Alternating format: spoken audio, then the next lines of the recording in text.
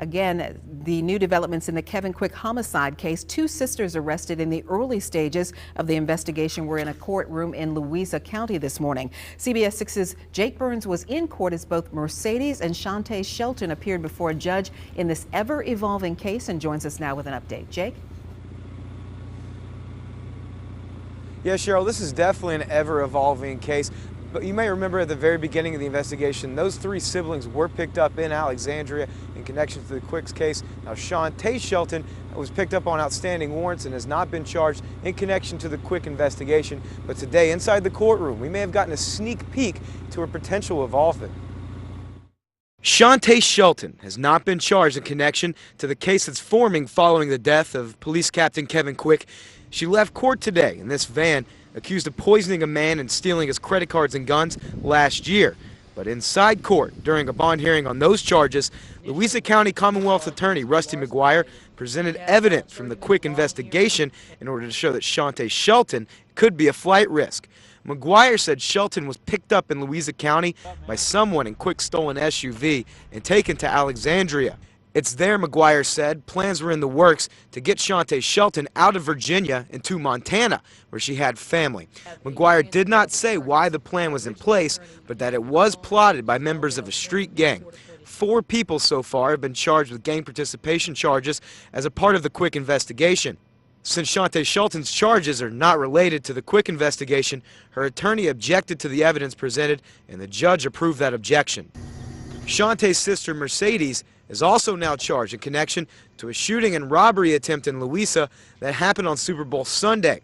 Quick's SUV was at the scene. Tuesday, Mercedes Shelton was assigned a new attorney. Any comment about your family, ma'am? Following the hearings, members of the Shelton family did not want to comment. But McGuire offered up a general explanation for why a judge would deny bond because of concerns that someone was a flight risk.